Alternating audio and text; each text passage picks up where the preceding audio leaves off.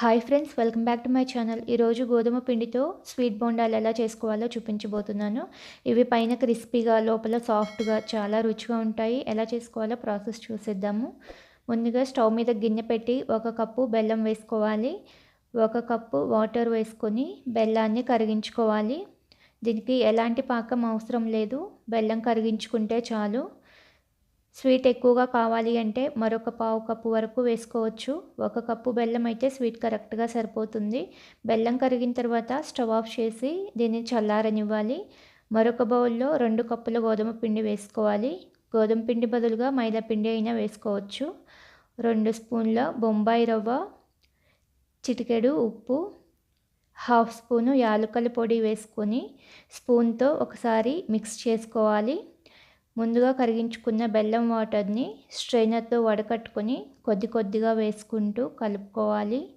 మొత్తం ఒకేసారి వేయకుండా ఒకసారి కలుపుకున్న తర్వాత మిగతా వాటర్ కూడా వేసుకొని కొంచెం వేడిగా ఉంటుంది కాబట్టి స్పూన్తో మిక్స్ చేసుకోవాలి.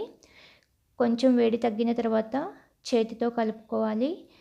మనం వేసుకున్న బెల్లం వాటర్ సరిపోలేదండి, అందుకని మరొక పావు కప్పు వాటర్ని కొంచెం కొంచెం పోసుకుంటూ కలుపుకోవాలి. పిండిని బాగా బీట్ చేస్తూ కలుపుకోవాలి.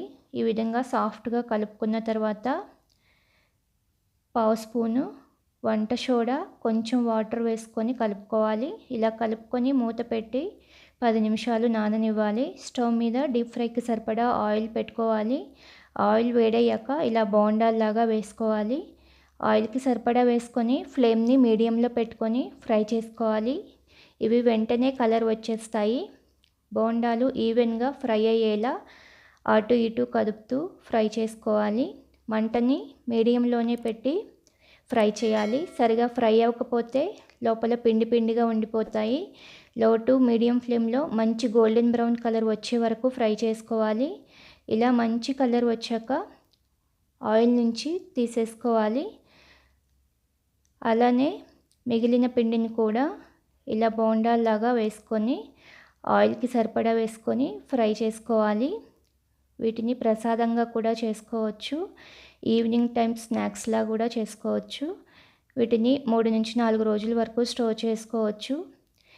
ఇవి కూడా మీడియం ఫ్లేమ్ మీద మంచి కలర్ వచ్చే వరకు ఫ్రై చేసుకొని ఇలా గోల్డెన్ బ్రౌన్ కలర్ వచ్చాక ఆయిల్ నుంచి తీసేసుకోవాలి. అంతేనండి, గోధుమ పిండి స్వీట్ బోండాలు రెడీ.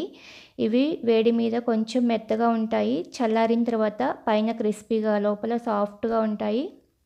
చాలా రుచిగా ఉంటాయి.